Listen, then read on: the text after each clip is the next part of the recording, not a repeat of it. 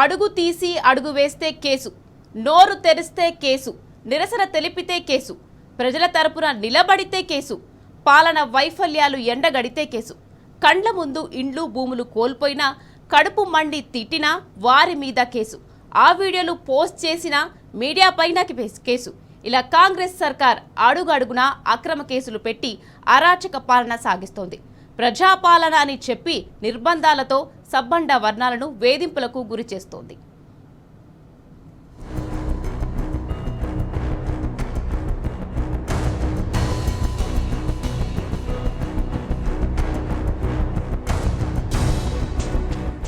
దేశమంతా అంబేద్కర్ రాజ్యాంగం అమలవుతుంటే రాష్ట్రంలో అప్రకటిత ఎమర్జెన్సీ కొనసాగుతోంది. పోలీసుల ద్వారా ప్రభుత్వం దాదాపు యుద్ధం చేసినట్టుగా అణచివేతను అమలు పరుస్తున్నది.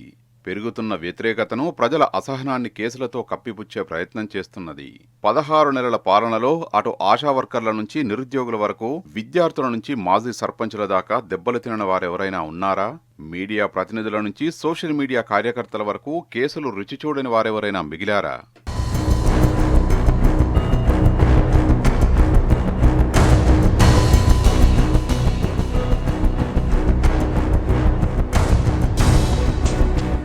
పదహారు నెలల పాలనలో రాష్ట్రమంతా తీవ్ర నిర్బంధం అమలవుతున్నది.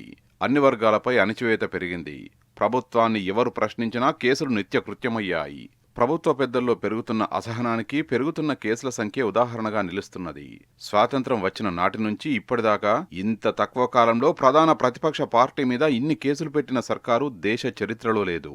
ఇన్ని సెక్షన్ల కింద కేసులు ఎదుర్కొంటున్న పార్టీ బీఆర్ఎస్ కాకుండా మరొకటి లేదు. అయినా దగాపడిన ప్రతి వర్గం తరపున గులాబీ సేన గొంతెత్తుతూనే ఉన్నది. నిరంకుశానికి ఎదురొడ్డి గర్జిస్తూనే ఉన్నది. మూసి విధ్వంసాలైనా, లగచర్ల లడాయి అయినా, సెంట్రల్ వర్సిటీ భూపందేరమైనా డి అంటే డి అంటూ బరిదీసి నిలబడుతున్నది బీఆర్ఎస్ ఒక్కటే. సర్కారు వైఫల్యాలను ఎప్పటికప్పుడు ఎండగడుతూ అణిచివేతల ప్రభుత్వాన్ని ప్రజా కోర్టులో నిలబెడుతున్నది గులాబీ జెండాని. నిర్బంధాలెన్ని ఎదురైనా నిలదీసి పోరాడుతున్నది బీఆర్ఎస్ దండు ఒక్కటే. కేసులు, హత్యలు, దాడులు, దౌర్జన్యాలు, దారుణాలకు నెరవకుండా ముందుకు సాగుతున్నది కేసీఆర్ సైనికులే.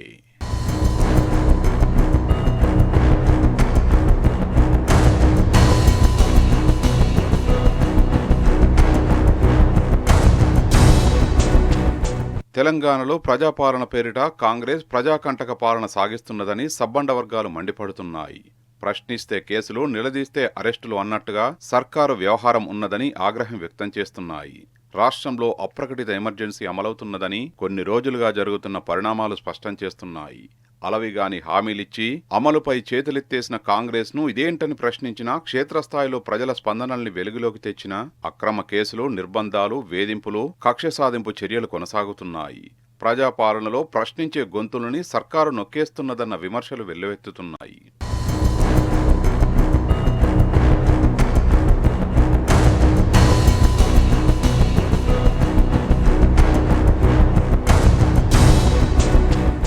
ప్రజాస్వామ్యంలో ప్రజలు ప్రతిపక్షాల ప్రశ్నలకు సమాధానం చెప్పాల్సిన బాధ్యత సర్కారుది. కానీ ఇచ్చిన హామీలను నిలబెట్టుకోకుండా, ప్రశ్నలకు బదులివ్వకుండా పోలీసులను అడ్డం పెట్టుకుని ప్రజా పోరాటాలను ఉక్కుపాదంతో అణచివేసేలా నియంతృత్వ ధోరణిని అనుసరిస్తున్నది. కాంగ్రెస్ 16 నెలల పాలనలో బీఆర్ఎస్ నేతలను లక్ష్యంగా చేసుకుని వరుస కేసులు నమోదు చేస్తున్నది. బీఆర్ఎస్ వర్కింగ్ ప్రెసిడెంట్ కేటీఆర్ నుంచి క్షేత్రస్థాయి కార్యకర్త వరకు బీఆర్ఎస్ నాయకుడు అనే పేరు అటు కాంగ్రెస్ నేతలకు, ఇటు పోలీసులకు వినబడిన ఫిర్యాదు కాపీలో బీఆర్ఎస్ అని కనబడినా చాలు కేసు బుక్ చేస్తున్నారు. కాంగ్రెస్ నేతల చేతిలో దాడులు, వేధింపులకు బలైన బీఆర్ఎస్ నాయకులు పోలీస్ స్టేషన్లకు వెళ్తే ఉల్టా కేసులు బనాయిస్తున్నారు. ఇలా రాష్ట్ర వ్యాప్తంగా వేలాది ఉదాహరణలున్నాయి. బీఆర్ఎస్ జెండా పట్టినా, ఫ్లెక్సీ కట్టినా కార్యకర్తలకు జైలు తప్పడం లేదు. కేసీఆర్ ఫోటోకు క్షీరాభిషేకం చేసినా కాంగ్రెస్ సర్కారు కక్షగడుతున్నది. నిరసనకు పిలుపునిస్తే గృహ నిర్బంధాలు, కఠిన ఆంక్షలు అన్నట్టుగా ఉక్కుపాదం మోపుతున్నది. పల్లెలు, పట్టణాలు అనే తేడా లేకుండా ఎక్కడ చూసినా నిర్బంధం రాజ్యమేలుతున్నది. రాజ్యాంగం కల్పించిన భావ ప్రకటన స్వేచ్ఛతో ఆవేదన, ఆక్రందన వెళ్లగక్కిన అక్రమ కేసులు పెట్టి వేధిస్తున్నది.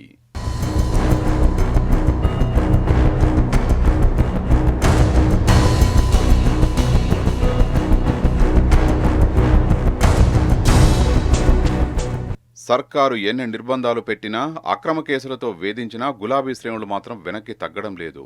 ప్రాతినిధ్యం ప్రజల వెంటే ఉండి పోరాడుతున్నారు.